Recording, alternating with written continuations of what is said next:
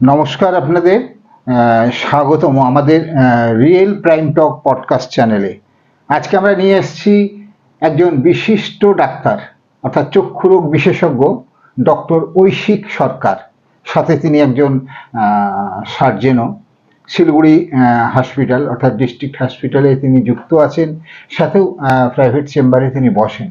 অর্থাৎ চক্ষুরোগ বিশেষজ্ঞ এরকম একজনকে আপনাদের জন্য আজকে নিয়ে আসা। তো পরিচয় করিয়ে দিচ্ছি, ডক্টর ঐশিক সরকার। তো ডক্টর ঐশিক সরকারের কাছে, ডক্টরবাবুর কাছে প্রথমে আমি জানতে চাইছি, একটু আমরা ছোটবেলাটা চলে যাই। আপনার ছোটবেলা পড়াশোনা, তারপর এই নর্থ বেঙ্গলে আসা। অরিজিনালি আপনার সাথে একটু আগে আলোচনা হচ্ছিল অফ দ্য ক্যামেরা, চন্দ্রনগর অর্থাৎ সাউথ বেঙ্গলের ছেলে আপনি। তো পড়াশোনা কোথা থেকে, তারপরে একটু ছোটবেলা, তারপরে আমরা আসছি চোখ নিয়ে বিষয়, একটু আমার দর্শকদের জন্য। আমি তো পড়াশোনা করেছি ওখানে আমাদের চন্দ্রনগরের ওখানে ডন বস্কো ব্যান্ডেল থেকে। তারপরে আমি চলে যাই আমার আন্ডার গ্রাজুয়েশন করতে বাঁকুড়াতে মেডিকেল এমবিবিএস করে। তারপরে আমি কলকাতায় বাদবাকি মাস্টার্সটা করি। আচ্ছা আচ্ছা। তারপর এই শিলিগুড়ি আসা কিভাবে, মানে কর্মসূত্রে শিলিগুড়ি?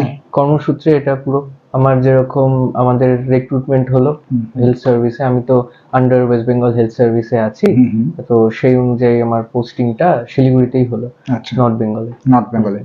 তো ডক্টরবাবু নর্থ বেঙ্গলে চলে আসা এখানে পোস্টিং এর জন্য। তো ডক্টরবাবুর কাছে আপনাদের জন্য প্রথমে জেনে নিচ্ছি, ডক্টরবাবু প্রথমে একটু জানতে চাইছি যে চোখের যে সমস্যা, মানে কি ধরনের সমস্যা হলে প্রথমেই যে কোনো চক্ষু বিশেষজ্ঞের কাছে বা আপনাদের কাছে আসবে, একটু আমার দর্শকদেরকে বলুন। ওনারা অনেকেই এই চোখ নিয়ে অ্যাওয়ার না সেইভাবে। আমি যতদিন ধরে আর কি আমি দেখছি, সব থেকে কমন যে সব থেকে বেশি আমরা যে সমস্যাটা পাই পেশেন্টদের মধ্যে, সেটা হলো ওরা চোখে যখনই কিছু ঘোলা দেখে তখন সেটা নিয়ে খুব চিন্তায় পড়ে যায়। এবং সেটা সব থেকে জরুরি জিনিস যে চোখে যদি কখনো ঘোলা দেখা হয় বা দেখা যায়, তাহলে সেটা তক্ষুনি এসে একবার দেখানো উচিত। এটা পাওয়ারও হতে পারে এবং আরো অন্য কিছুও হতে পারে, কিন্তু সেগুলোর জন্য পরীক্ষা না করে সেটা শুধু অবহেলা করা কিন্তু ঠিক না।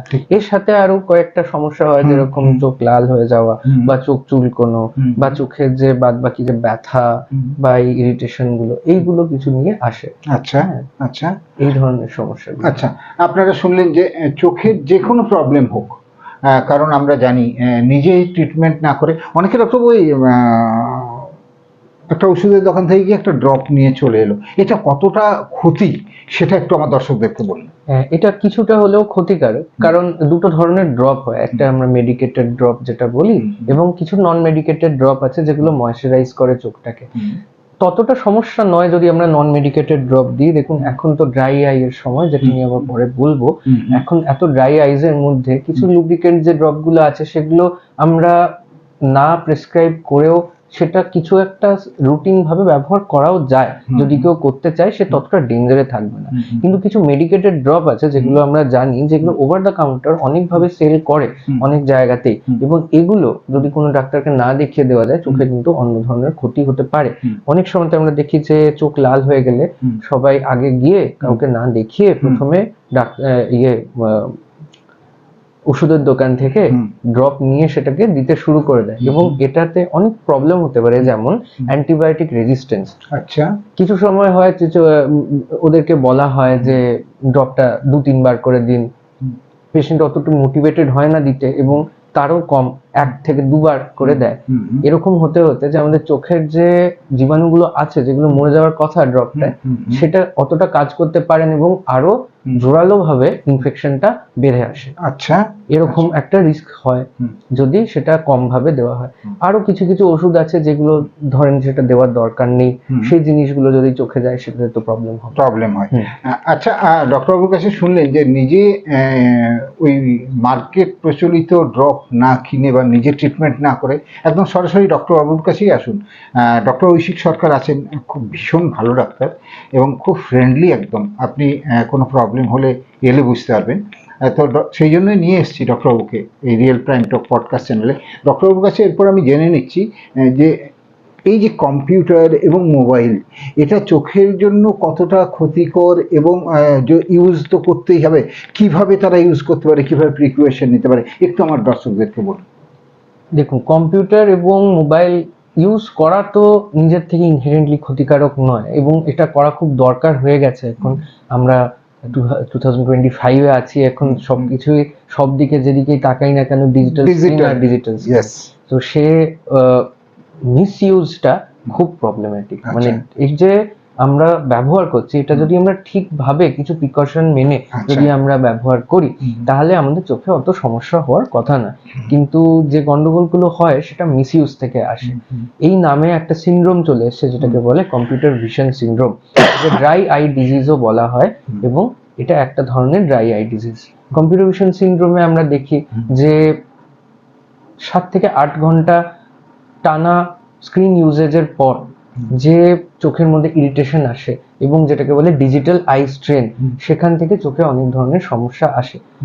এবং সেটার জন্য চোখের ড্রাইনেসটা একটা এফেক্ট হয়, দ্বিতীয় এফেক্ট হচ্ছে চোখের পাওয়ার বাড়া, এবং আরো তৃতীয় এফেক্ট হয় মাইগ্রেন বা হেডেক। এইরকম অনেক জিনিস দিয়ে তৈরি আমাদের কম্পিউটার ভিশন সিনড্রোম। কিছু কিছু ছোটখাটো প্রিকশন ইউজ করলে আমরা কিন্তু এটাকে ট্যাকল করতে পারি, মোকাবিলা করতে পারি। তো প্রথমত হলো যে তোমরা নিশ্চয়ই শুনেছো এবং অনেকজনই বলেছে, অনেক জায়গাতে প্রচলিত এই নলেজটা 20-20-20 রুল, যেখানে বলে যে 20 মিনিটের জন্য কাজ করলে 20 সেকেন্ডের জন্য রেস্ট নেওয়া উচিত, এবং 20 ফিট দূরে কোনো কিছু দেখা উচিত। সবসময় 20 মিনিট পর পর দেখা সম্ভব হয় না, সে জায়গায় আমরা 1 ঘন্টা কাজ করার পরেও 5 মিনিট একটা টানা রেস্ট নিতে পারি। ধরুন কিছু একটা ঘুরে একটু এলাম, একটু জানলার বাইরে দেখলাম, একটু চোখ মুখ ধুয়ে এলাম, বা কারোর সাথে কথা বলে এলাম। সেই মানুষটা তো সামনাসামনি দাঁড়িয়ে নেই, আরেকটু সামনে দাঁড়িয়ে আছে, তাতে কোনো অসুবিধা নেই, কিন্তু এই ব্রেকটা নেওয়া খুব জরুরি। টানা চোখটাকে এরকম করে ব্যবহার করা ইজ নট ভেরি সেফ। তাতে কি হয়, চোখের মধ্যে আমাদের এই স্ট্রেনটা, যেটা ডিজিটাল আই স্ট্রেন বলছি, এটা আমাদের আটকে যায়, দিয়ে একটা পাওয়ার আসতে শুরু করে দেওয়ার একটা রিস্ক থেকে যায়। তো সেটা প্রথম প্রিকশন। দ্বিতীয় প্রিকশন হচ্ছে, যেটা আমরা থার্ড স্টেপটা বললাম, যে একটু দূরে দেখার কথা। যখন আমরা ব্রেকটা নিচ্ছি তখন যেন আমরা কাছের কোনো কিছু না দেখি। অনেক সময় আমরা ব্রেক নেওয়ার সময় পকেট থেকে মোবাইলটা বার করে মোবাইলটা দেখতে থাকি, মোবাইলটা আস্তে আস্তে করে চোখের কাছে চলে আসে। এই জিনিসটাতে আমাদের চোখ কখনো বুঝতেই পারছে না যে আমাদের হাতের দূরত্বের বাইরেও কিছু আছে। তো চোখটা ফোকাস করার চেষ্টা যখন করে না, তখন এই কাছের পাওয়ারটা তৈরি হয়ে যায়। আচ্ছা, এই হচ্ছে দ্বিতীয় কথা। তৃতীয় জিনিসটা হচ্ছে, যেটা মেন ড্রাই আই এর কারণ, যে আমরা এখন যে এত কন্টেন্ট দেখি স্ক্রিনে, স্ক্রিনটার দিকে তাকিয়ে থাকতে থাকতে আমরা খেয়াল করি না যে আমাদের যে নর্মাল ব্লিঙ্কিংটা, যেটা আমরা চোখ যে ফেলি আমরা পাতাটা, সেটা রিফ্লেক্সটাই আমাদের চলে গেছে। আচ্ছা, আমরা চোখটা খোলা রেখে কন্টেন্টটা এরকম করে কনজিউম করতে থাকি, যেখানে আমি সবাইকে এভাবেই বলি যে একবার তো বলে দিলাম, এবার মনে থাকবে নিশ্চয়ই। তখন যখনই এরকম দেখবেন যে স্ক্রিনের দিকে তাকিয়ে চোখটা এরকম হয়ে যাচ্ছে বা এরকম হয়ে যাচ্ছে, চোখের পাতা ফেলবেন, দেখবেন চোখটা আরাম পাচ্ছে। আমাদের মিনিটে 15 বার মতো তো ব্লিঙ্ক করা উচিত। এছাড়া আমরা লুব্রিকেন্ট আই ড্রপ ইউজ করতে পারি, বাট সেটা যদি আমাদের হ্যাবিটটা চলে আসে ব্লিঙ্ক করার, এটা আমাদের প্রবলেমটাকে 50% দিয়ে কমিয়ে দিতে পারে। আচ্ছা, তো ডক্টরবাবুর কাছে শুনলেন আপনারা, এরপরে আরো অনেক ব্যাপার নিয়ে আসবো, এবং কম্পিউটার এবং মোবাইলের ব্যাপার শুনলেন। আমরা একটা ছোট্ট বিরতি নিচ্ছি, বিরতির পর আবার ফিরে আসছি ডক্টর ঐশিক সরকারকে নিয়ে, চক্ষু রোগ বিশেষজ্ঞ। Rajib Roy hair and beauty salon, city mall, Sevoke road, Siliguri. Rajib Roy hair and beauty salon, city mall, Sevoke road, Siliguri. City মলের বেসমেন্টেই এই রাজীব রায় হেয়ার বিউটি স্যালুনটি আছে। Hair spa, hair cut, hair skin treatment, colour, straightening ও ফেস ট্রিটমেন্ট করা হয়। Rajib Roy hair and beauty salon, city mall, Sevoke road, Siliguri. ফিরে এলাম বিরতির পর ডক্টর ঐশিক সরকারকে নিয়ে। আরো অনেক তথ্য আপনাদের জন্য। আপনারা শুনলেন একটু আগে উনি কম্পিউটার কিভাবে ব্যবহার করবেন, কতক্ষণ ব্যবহার করবেন, এবং তারপর বাইরে আপনার ভিশনটা কেমন হবে। মোবাইল, এবং ডক্টর একটু মোবাইল নিয়ে বলুন না। মোবাইলে এখন যে বাচ্চারা এত বেশি এডিক্ট হয়ে গেছে, কন্টিনিউ মোবাইলে গেম, রিলসের ব্যাপারটা ওই এত তাড়াতাড়ি স্ক্রিন চেঞ্জ হয়ে সেখানে কি কি প্রবলেম হতে পারে এবং এই মোবাইলের জন্য একটু আমার দর্শকদেরকে বলুন। এটা তো মানে শুধু চোখের ব্যাপার না, এটা পেডিয়াট্রিক ব্যাপারেও চলে যাচ্ছে। কারণ সত্যি কথা বলতে বাচ্চাদের রিল যে আমরা দেখিয়ে মানে কিছু বাচ্চারা একদম মোবাইল দেখে বড় হচ্ছে, এটা খুব কনসার্নিং একটা জিনিস। দেখেন, চোখের তো আমাদের চোখটা যেরকম করে ডেভেলপ করে, বাচ্চারা শুরু হয় একটা পাওয়ার দিয়ে, যে পাওয়ারটা আস্তে আস্তে জিরো হয়, কিন্তু সেই একটা সার্টেন যে পাওয়ারটা থাকে বাচ্চার চোখটা, সেটা জরুরি ওর চোখটা ভালো করে ডেভেলপ হওয়ার জন্য।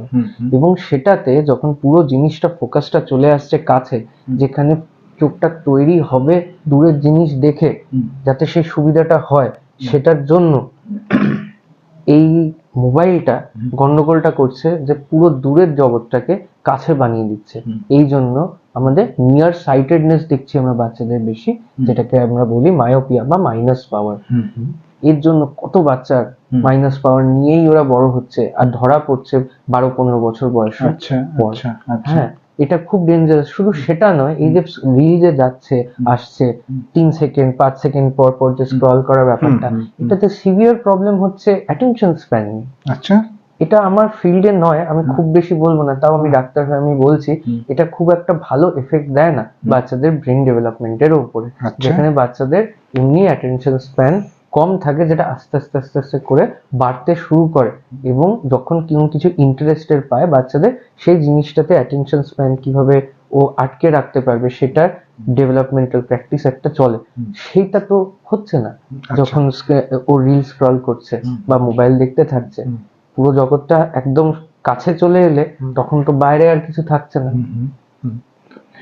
ডক্টর বলেছে, শুনলেন যে মোবাইল বাচ্চাদেরকে কিভাবে ব্যবহার করতে দেওয়া হবে এবং কতটা মোবাইল ছাড়া তাকে রাখতে পারবেন। পড়াশোনার ক্ষেত্রে তো লাগবে, কিন্তু তারপরেও এই রিলস দেখার ক্ষেত্রে এবং আরো বিভিন্ন জিনিস দেখার ক্ষেত্রে, এবং ওই একইভাবে এন্টারটেইনমেন্টের জন্য একদম হাতের কাছে এইভাবে বাচ্চারা তো নিয়ে ওটা আরো কাছে নিয়ে চলে আসে না। যখনই কোনো কিছুতে অ্যাট্রাক্টেড হয় কোনো বাচ্চা, সে কাছ থেকে জিনিসটাকে দেখার চেষ্টা করে, এবং যত কাছ থেকে সে দেখবে তত চোখের পাওয়ার বাড়ার কিন্তু রিস্ক অনেক বেশি হবে।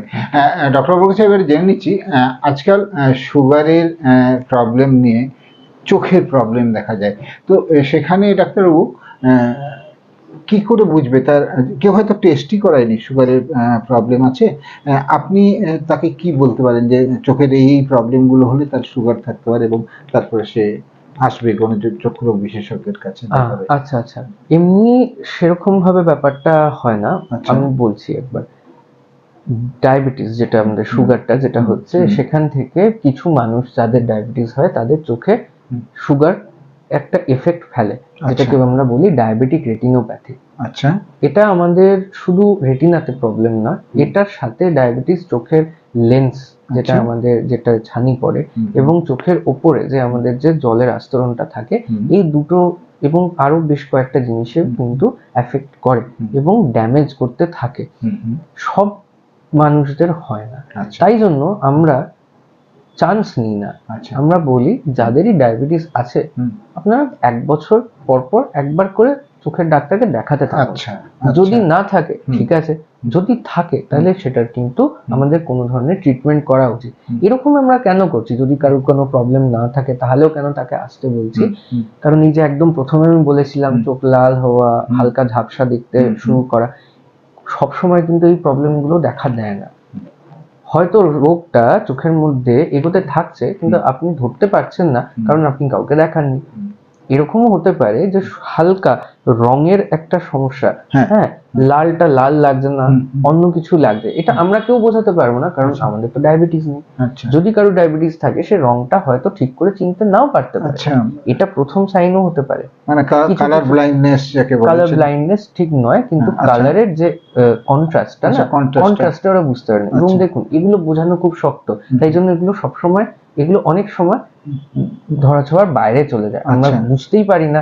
কেউ কাউকে হয়তো বললো, সে ব্যাপারটা দুচ্ছাই করে উড়িয়ে দিল, হতেই পারে ওই এফেক্টটা আসছে। হ্যাঁ, সেই এফেক্টটা হয়তো হচ্ছে। আর কোনো সোজা জিনিসকে ব্যাকা দেখা, এই জিনিসগুলো যত শক্ত কাউকে বোঝানো, তত এই জিনিসটা এই সিমটমটা ঢাকা পড়ে যাওয়ার চান্স বেশি থাকে। তাই জন্য আমরা বলি এই রিস্কগুলো নেওয়ারই কি দরকার।